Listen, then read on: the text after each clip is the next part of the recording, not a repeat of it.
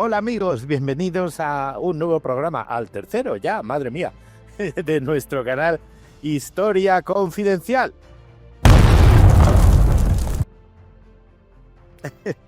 Bueno, para los que no me conocéis y para los que me conocéis, pues antes que nada saludar, soy Paco Álvarez y efectivamente estamos en el tercer programa de este canal que hemos llamado Historia Confidencial por varias razones. Primero porque es un canal hijo de Castillón Confidencial, de Albert Castillón, en el que él analiza pues la actualidad política, etcétera, etcétera.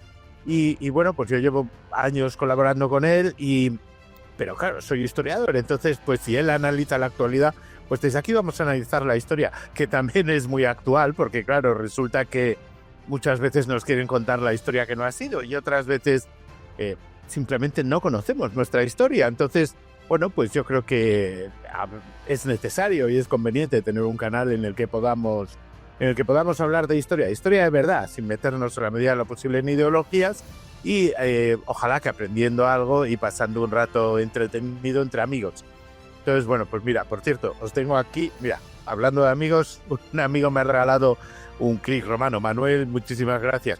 ¿Por qué me ha regalado un romano? Bueno, pues porque todo el mundo me conoce como Paco Álvarez el Romano, que es como me podéis buscar en Google si me queréis decir alguna cosa, etcétera, etcétera. En Twitter soy @romanos_somos, pero bueno, buscas Paco Álvarez Romano te sale. En Instagram pacoalvarez.romano. Mi web es pacoalvarezromano.es, casualmente. Así que bueno, pues ahí tenemos un poquito de todo. Bueno, he estado viendo que, claro, en el primer programa dije, en cada programa vamos a decir una frase de un sabio y tal. Y se nos olvidó en el segundo programa decir la frase, la que íbamos a decir en cada programa. Entonces, bueno, pues en este voy a decir dos, ¿vale? O vamos a recordar dos frases. Una es nada más y nada menos que de Platón, que es esa frase muy famosa que dice: los sabios hablan porque tienen algo que decir, en cambio los tontos hablan porque tienen que decir algo. Vale, pero pues yo creo que es un buen consejo. Una frase de Platón, nada menos.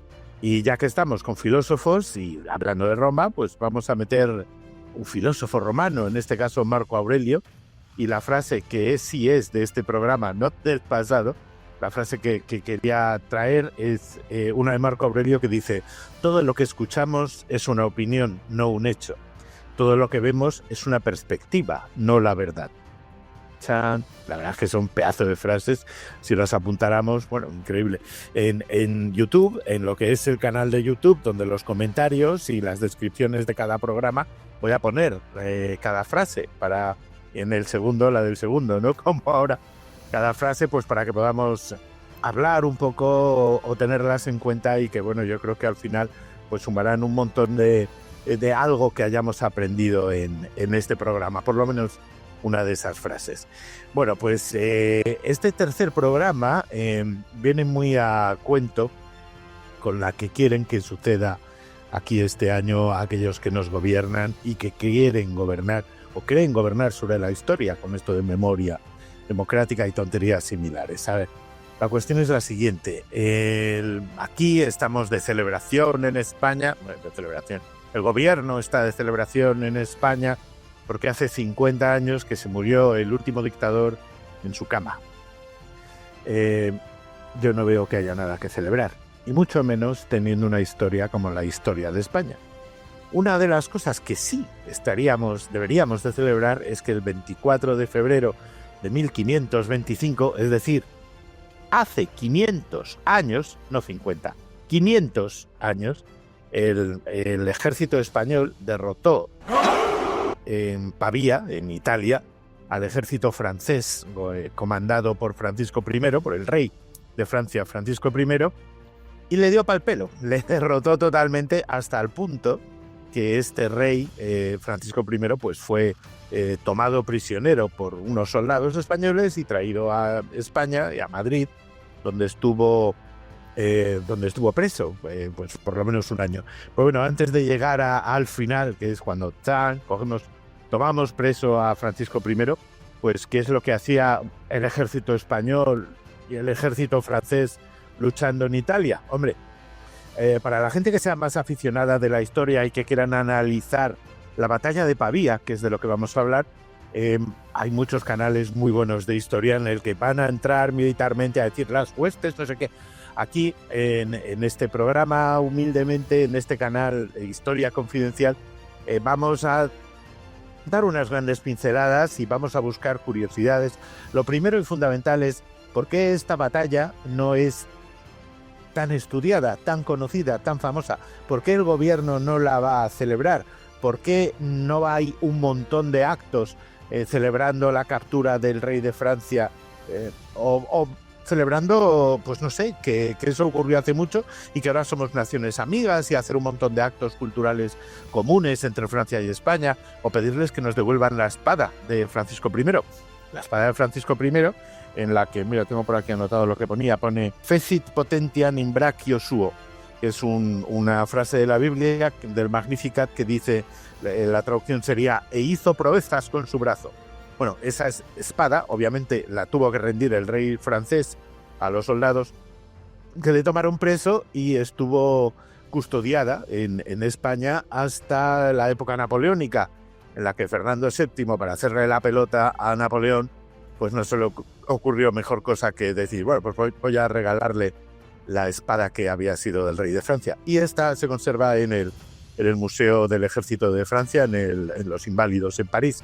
Esa espada la capturamos nosotros. Entonces, bueno, nosotros, nuestros abuelos, nuestros tatarabuelos, nosotros, estamos hablando en historia. Entonces, pues debería estar aquí, porque la rindió diciendo, todo se ha perdido menos el honor, dicen que dijo. También sabemos que dijo, solo España pare o da a luz, solo España da a luz a los hombres armados. Bueno, una frase curiosa viniendo de un enemigo. De un enemigo que, joder, menudo enemigo. Pero bueno, estábamos en entrar en las curiosidades. ¿Qué es lo que hacía el ejército español combatiendo con Francia en Italia? Bueno, pues en el siglo XVI tuvieron lugar, bueno, ya antes en el XV, lo que se llaman las guerras de Italia, que son pues una serie de guerras muy curiosas en las que, por un lado, por las implicaciones de la corona de Aragón y en Italia desde siempre, ¿no? Las dos Sicilias, Nápoles, etcétera, etcétera. Y luego, por otro lado, los intereses de Francia en el papado y el propio papado y algunas repúblicas italianas, pues bueno, digamos que se pasaron el Renacimiento, mientras los artistas hacían obras de arte, pues ellos se las pasaron dándose obras de tortas. Pero bueno, el caso es que pues ya en el siglo XVI hubo una serie de guerras en las que en el tablero de Italia, pues es eso, jugaba la República de Venecia, el papado, España y Francia jugaban la hegemonía sobre Europa. En esa época, estamos hablando pues de 1522 a 1525, que es cuando fue esta batalla de Pavía, el reino de Francia estaba rodeado de posesiones de Carlos I o de amigos de Carlos I. O sea, evidentemente al sur de Francia está España, enemiga. Luego estaba Italia, el milanesado, que es la parte de Italia que tiene frontera con Francia, era aliada de España o directamente española, según el momento. De hecho, en el castillo de Milán podéis, si vais, hay escudos de España y todo eso, obviamente. Y luego estaba Alemania, que era posesión de los Habsburgo, también de Carlos I, Borgoña, los Países Bajos españoles y en el norte Inglaterra, sí, pero es que en esa época, en 1525, todavía Catalina de Aragón y Enrique VIII eran marido y mujer y se querían mucho. Bueno, a lo mejor ya no tanto, pero no se divorciaron hasta 1533. Por lo tanto, Francia estaba completamente rodeada de posesiones o aliados, salvo Suiza, de Carlos I, y bueno, pues estaba un poco molesta. Entonces, bueno, pues intentaron hacerse fuertes en Italia, quedarse con Italia, pero pues no les fue muy bien, porque, por ejemplo, en 1522 tuvo lugar ya una batalla que se llama la batalla de Bicocca. ¿Por qué se llama así? Pues porque tuvo lugar en un pueblo que se llamaba Bicocca, que al norte de Milán, que ahora es parte de Milán, ahora es un barrio de Milán que se llama casualmente Bicocca. Fue una batalla en la que el ejército español o el ejército imperial ganó tan fácilmente que la palabra Bicocca pasó a nuestro idioma. Esto es una bicoca, como diciendo esto es algo muy fácil.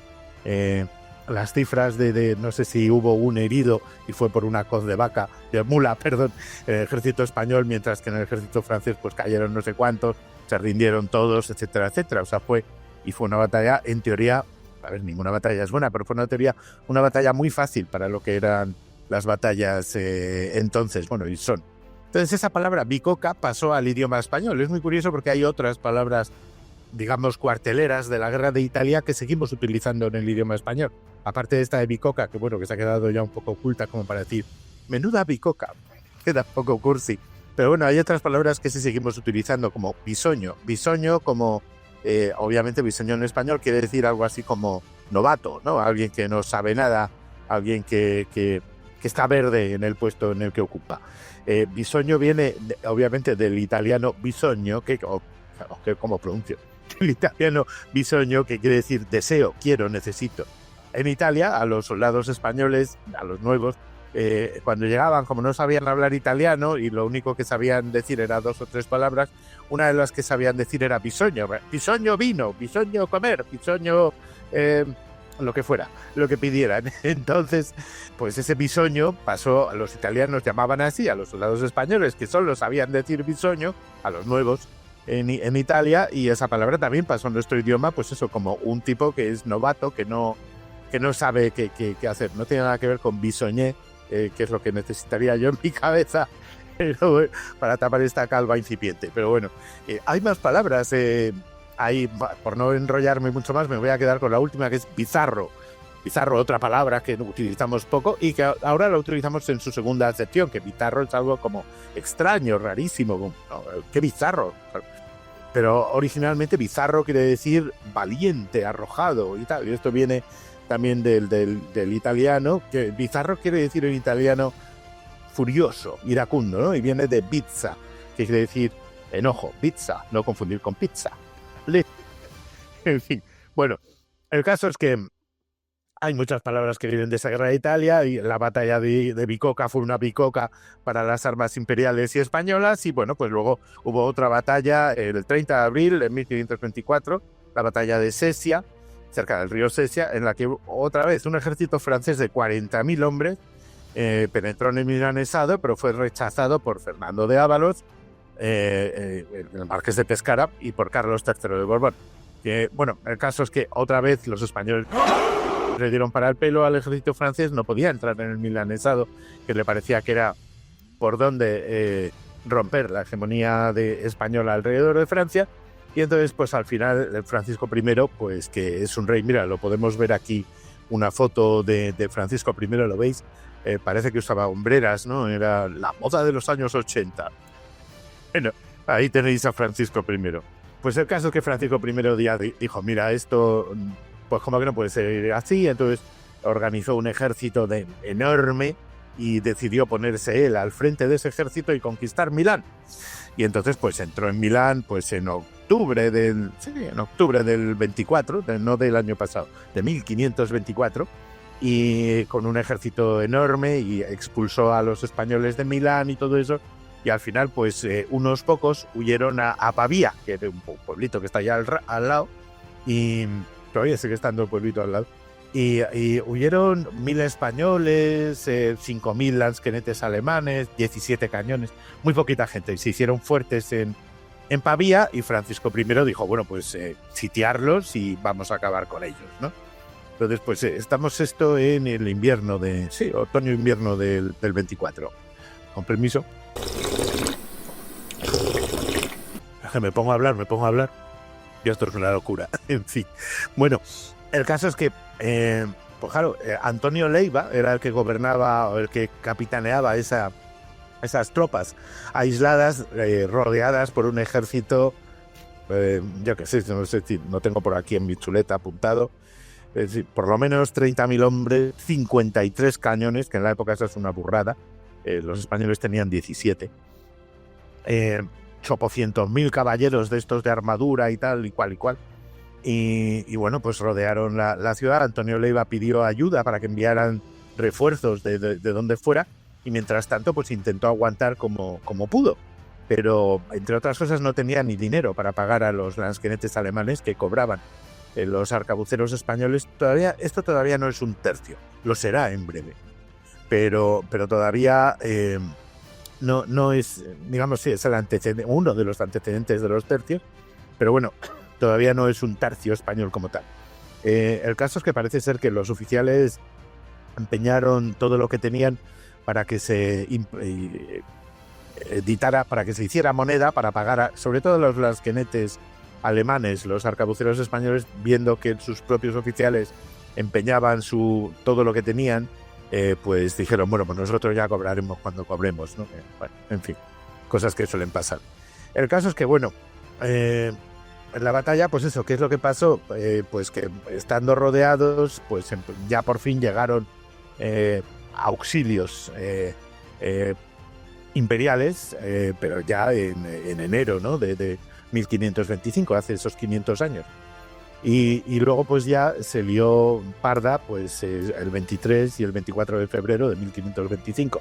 Y aquí tenemos, esta foto es un tapiz de la batalla, bueno, un tapiz muy bonito y tal igual de la época, bueno, un poquito posterior, en el que se detalla o se representa la batalla de Pavía. Como os decía, esta batalla es muy importante para muchos historiadores extranjeros, aunque aquí en España yo creo que ni salen los libros de historia de los chavales, porque es cuando se terminó la hegemonía francesa y para ellos es como esta batalla es el nacimiento de una nueva Europa que estará gobernada por los Habsburgo. Es una época en la que todavía ni siquiera ha tenido lugar la reforma protestante, estamos en ciernes, pero a partir de aquí es cuando ocurrirán todas estas cosas, pero las batallas las guerras todavía no eran guerras de religión, como por desgracia luego lo serían durante mucho tiempo en nuestro continente.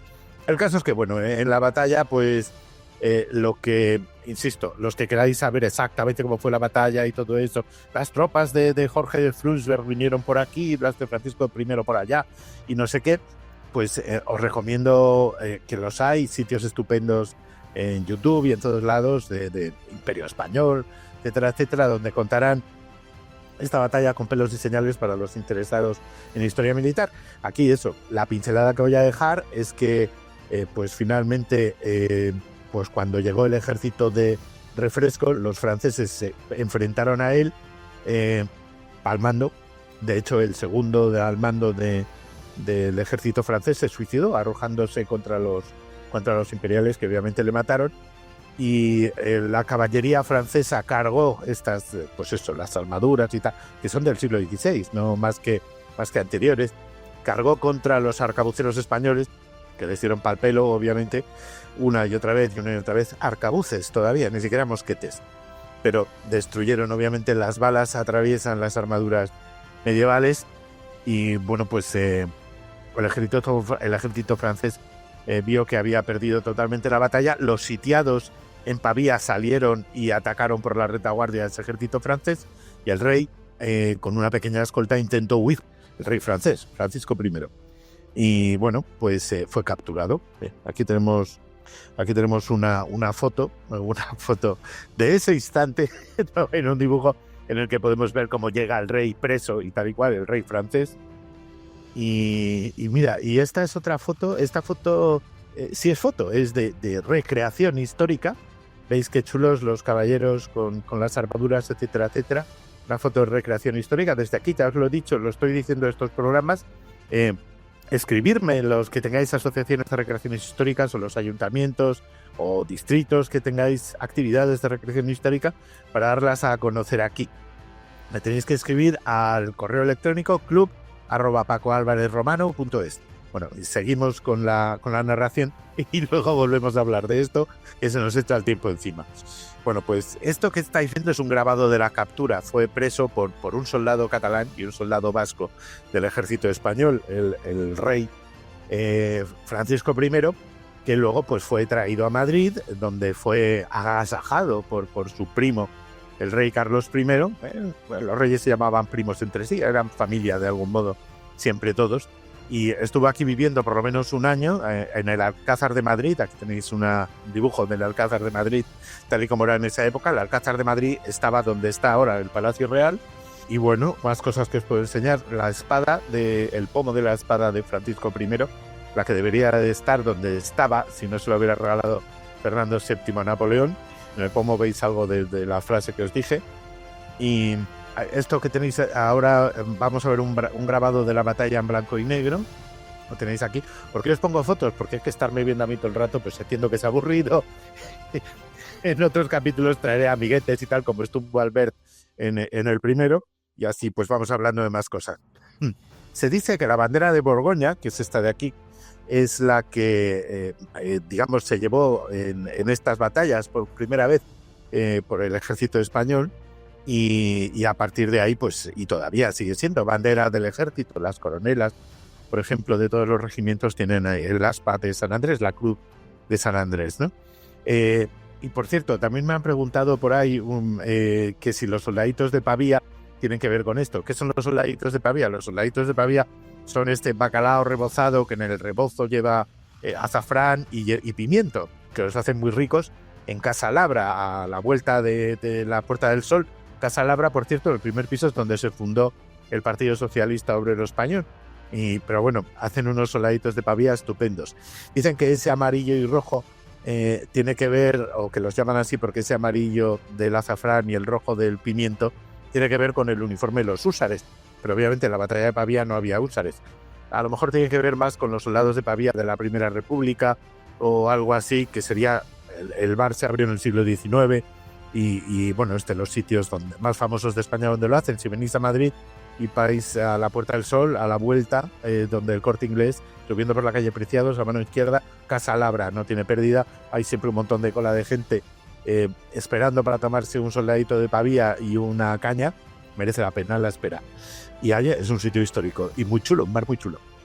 Bueno, volvemos. Francisco I, pues estando en Madrid hubo desfiles, hubo agasajos, fiestuquis continuas y tal. De hecho hay una anécdota que dicen que iba, pues que salió toda la corte caminando por la calle Mayor, no me acuerdo dónde iban y tal, y iba Francisco I con todo su boato, su corte, claro, porque trajo cortesanos de allí y tal, ya que iba a estar preso, y un paisano gritó ¡viva el lujo!, viendo a Francisco I que iba bordado de perlas y tal y cual.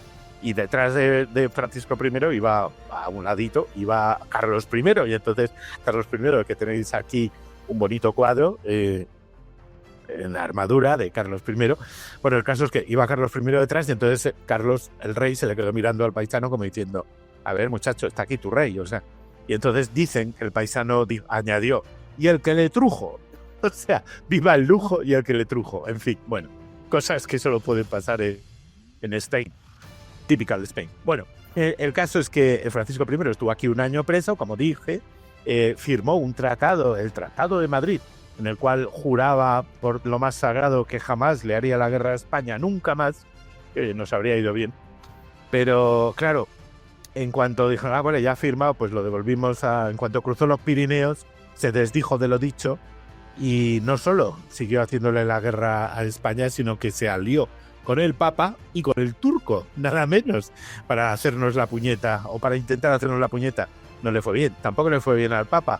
2 años después, en 1527, las tropas de Carlos I saqueaban Roma y el Papa tenía que esconderse en el castelo de Santo Ángelo, de San Ángel, de Sant'Angelo, que es, por cierto, el mausoleo de Adriano, el segundo emperador español. Ese castillaco que hay en la orilla de enfrente del Tíber, en Roma, al lado del Vaticano, cerca del Vaticano, ese castillo, originalmente antes de ser un castillo, era la tumba de Adriano, el emperador nacido en Itálica, Santiponce, al lado de Sevilla. Que por cierto, Itálica debería de ser patrimonio de la humanidad y desde aquí pues aprovecho esta plataforma que me dais para reclamar y pedir que lo sea. Oye, Itálica fue cuna de Trajano, que es el emperador que llevó al Imperio Romano a su máxima extensión, entre otras muchas cosas. Hablaremos un día de los emperadores también. Y de Adriano, el emperador poeta, el emperador viajero, el que puso de moda otra vez la barba en el Imperio Romano, y gracias a ello pues yo puedo llevar barba y ser romano y no pasa nada, aunque con mi barba blanca parezco más Papá Noel. He pasado unas navidades pasadas, todos los niños se me tiraban a la barba, en fin. Esto, ¿qué os voy a contar? Bueno, pues nada, hasta aquí más o menos la batalla de Pavía. No resumo la batalla, resumo lo importante que sería que estuviéramos hablando, no sé si todo este año, porque oye, nuestra historia tiene muchas más efemérides curiosas, pero sí que estuviéramos no sé, que hubiéramos pactado con Francia aún. Oye, hace 500 años que pasó esto. ¿Por qué no hacemos unas festividades, una hermandad, hacemos, no sé, un gran acto de recreación histórica en la que Francisco I, Carlos I y lansquenetes y arcabuceros y todo eso desfilen por Madrid y una serie de conciertos, actividades culturales en París y en Madrid? No, vamos a celebrar que se murió hace 50 años Franco. ¿Qué tengo en contra de que se celebre eso? Pues porque, no hombre, es que es el año, la liberación, la libertad, no sé qué. No, a ver, la libertad, la democracia y todo eso llegaron después, llegaron en 1976, cuando el pueblo votó a favor de la reforma democrática. En 1977, cuando se votaron en las primeras elecciones generales libres, y incluyendo las de la Segunda República, que no fueron libres en ningún caso, en el 77, junio creo que fue el 77, y por supuesto la Constitución de 1978, la Constitución que nos votamos todos y que el pueblo nos la dimos a nosotros para decidir que esto iba a ser una monarquía parlamentaria y para decidir que íbamos a ser libres. Eso lo hicimos nosotros, todos juntos, bueno, nosotros, nuestros padres. En muchos casos, lo de Franco no hicimos nadie nada para que se muriera, o sea, ni empezando por el PSOE, que fue... Pues bueno, en fin, lo dejamos para otro programa, porque ahí sí que estaríamos metiéndonos en ideología. Yo lo que sí quiero decir es que no hay que celebrar nunca que nadie haya muerto en su cama. Está bien que se acabó la dictadura, sí, pero no se acabó gracias a nosotros. Lo que sí ocurrió gracias a nosotros es que nos dimos la democracia, y eso sí que es lo que habría que celebrar. En fin, bueno, pues oye, aprovecho para agradecer a los amigos que ya nos están escribiendo, que nos están dando ánimos. Pues a ver, tengo por aquí, pues mira, muchas gracias David, Amparo, Pilar, Victoria, bueno, un montón de gente que nos ha escrito dándonos ánimos, diciendo lo que les ha gustado, lo que les ha gustado menos, iremos mejorando. Para empezar, procuraré decir en cada programa cada frase, ya con eso. Y bueno, os puedo decir que ya estamos en iVoox y... mira, y otra cosa, también comentarios sobre el primer programa de México. Ha habido gente que me ha dicho, oye, hombre, es que México perdió la mitad de su territorio, pero lo perdió en una guerra. Sí, de acuerdo, lo perdió en una guerra, pero esa mitad de ese territorio no había sido invadido. Hubo una guerra y había unos cuantos soldaditos americanos en Puebla cuando se firmó ese armisticio, cuando se firmó la cesión de ese territorio a cambio de 15 millones de dólares. Entonces, quiero decir, francamente, igual que hizo Francisco I cuando cruzó los Pirineos, donde dije digo Diego, pues México podía haber dicho lo mismo, podía haber dicho, qué porras, yo no te voy a entregar California, Arizona, Nuevo México, ni nada de eso, si quieres vuelves otra vez a invadirme, pero no voy a renunciar a más de la mitad de mi territorio sin que haya entrado un soldado americano en eso. Había soldados americanos en Texas, en Texas, apoyándoles, pero en el resto del territorio no, estaban lo que habían sido los dragones de cuera novohispanos, que ahora dependían de la República de los Estados Unidos Mexicanos, y bueno, quiero decir, ahí nadie vio a un soldado americano, hasta que después del armisticio, pues llegaron y dijeron, oye, que esto es mío, ¿qué te pides? O sea que, en fin. Y luego también hay otra cosa muy curiosa, mucha de la gente que digamos que está todo el rato diciendo que si España tiene que pedir perdón, y en cambio no ven el problema que hubo con esta cesión de territorio vergonzosa, que sí la hizo y solo hace 177 años el gobierno mexicano, el gobierno mexicano del que este es heredero, por mucho que digan. Hay mucha de esta gente es marxista, y entonces me llama mucho la atención, porque Marx, sobre esto de que Estados Unidos se quedara con medio México, le escribió, bueno, lo mencionó en una carta que le escribió a Engels, y tengo por aquí las palabras textuales de Karl Marx, el menos divertido de los hermanos Marx.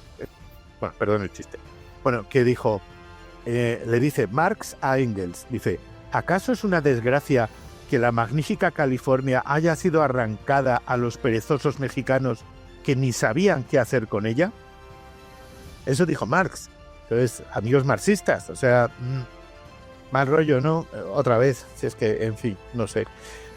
Zazatornil es el que dijo esto de no lo voy a decir. ¿Usted es comunista porque es o es porque es comunista? Pues un poco pasa lo mismo. O sea, las ideologías totalitarias no caben en democracia y son las que han fastidiado la historia del siglo pasado entero, por lo menos. Bueno, pues nada, yo creo que me voy a ir despidiendo, eso sí, llamándoos otra vez a escribirme, como he dicho, a club@pacoalvarezromano.es. Por aquí debajo tendremos para que lo anotéis y todo eso. Invitaros a suscribiros, a compartir, a dar me gusta, a dar like, que no es un gesto romano, aunque todo el mundo se cree que es un gesto romano, es un gesto de las películas de Hollywood de romanos. Pero compartirnos, criticarnos, decirnos cosas, insisto, si tenéis algún grupo de recreación, o ayuntamiento, departamento de cultura, que quiera comunicarnos alguna actividad histórica o que tenga que ver con la historia, o dar a conocer algún yacimiento arqueológico o algo de historia que vayáis, alguna festividad histórica que vayáis a llevar a cabo, amigos y compañeros escritores, de editoriales, etcétera, etcétera, que queráis hablarnos de vuestros libros, recomendarnos alguna película o lo que sea, escribirme. Y bueno, ¿qué más os puedo decir? Pues eso, que esto es Historia Confidencial.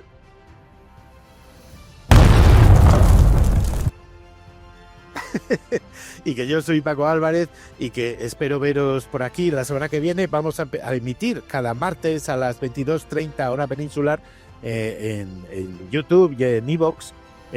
Pero de todas formas, pues oye, ya sabéis que estamos para que nos escuchéis cuando queráis y cuando podáis. Así que hasta otra, amigos. Muchísimas gracias. Nos vemos en la historia.